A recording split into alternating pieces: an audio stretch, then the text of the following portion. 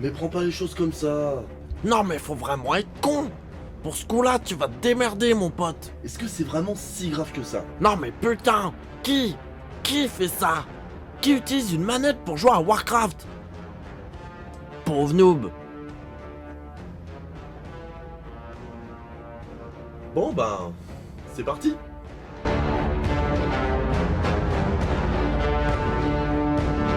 Bonjour, bonsoir à tous et bienvenue dans Conseil. Et aujourd'hui nous allons parler, et en solo apparemment, de Warcraft le commencement. Le film est réalisé par Duncan Jones, produit par Blizzard Entertainment, Atlas Entertainment, Universal Pictures et Legendary Pictures. Le film est sorti le 25 mai chez les enfants de Molière et le 10 juin chez les descendants de George Washington. Alors que le monde d'Azeroth connaît une paix durable depuis de nombreuses années, une menace vient frapper aux portes de leur monde. Cette menace, ce sont des orques menés par Gul'dan, un démoniste joué par Daniel Hu, qui sont contraints de quitter Draenor, leur monde devenu terre de désolation. Un conflit va alors naître entre les orques et les humains. Avant de commencer mon analyse, je tiens à préciser que je ne suis pas un grand fan de l'univers Blizzard. J'ai déjà joué à Warcraft 3, à Frozen Throne, j'ai aussi fait quelques parties de Diablo, mais rien de plus dans l'univers. Vous comprendrez donc aisément pourquoi je ne ferai pas de comparaison entre le jeu vidéo et le film, et me contenterai de faire une analyse de ce dernier. Et donc, qu'ai-je pensé de Warcraft? Eh bien malgré quelques défauts non négligeables, j'ai trouvé le film d'excellente facture. L'histoire est prenante, les enjeux et motivations des personnages sont assez intéressants, l'action est fluide et la construction du récit est simple mais efficace. Et malgré une introduction un peu trop rapide à mon goût qui laisse le spectateur néophyte se démerder pour s'immerger dans l'histoire, et une conclusion qui traîne un peu trop la patte voulant enchaîner les plans séquences émotions, le film passe très bien sans longueur inutile et sans non plus raccourcis scénaristiques forcés. Cette fluidité est d'ailleurs pas mal aidée par les rebondissements grandement présents et le rythme soutenu de l'histoire. C'est un bon film de fantastique qui, sans arriver au niveau du Seigneur des Anneaux, reste néanmoins beaucoup plus agréable qu'un The Hobbit. Un élément qui, je pense, m'a fait autant apprécier le film est sa bande-annonce. Contrairement à d'autres films qui veulent mettre un maximum d'informations dedans, cette bande-annonce fait son travail originel, à savoir donner envie de voir le film. Personnellement, en allant voir Warcraft, je pensais aller voir un film sympathique mais sans grande envergure. Et j'ai été agréablement surpris de voir que ce film était moins manichéen que ce que je pensais. Certes, ce n'est pas du Nolan.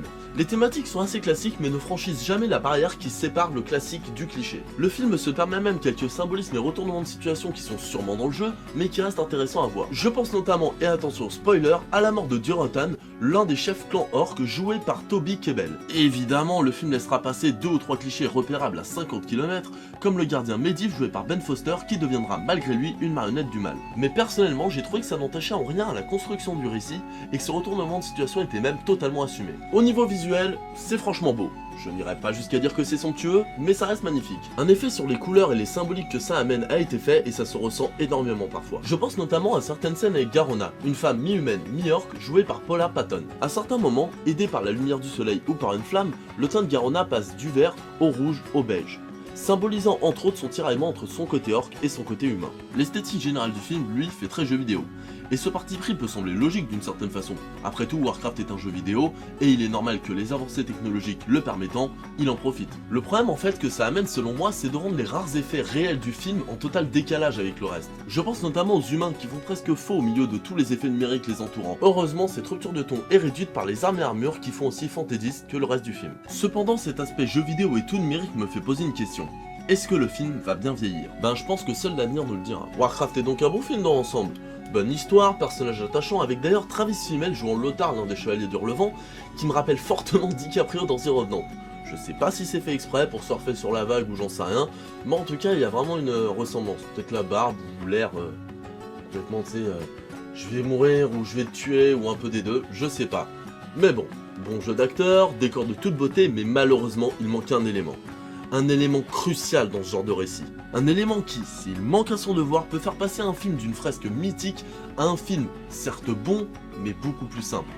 Et cet élément aussi important et primordial pour moi, c'est la musique.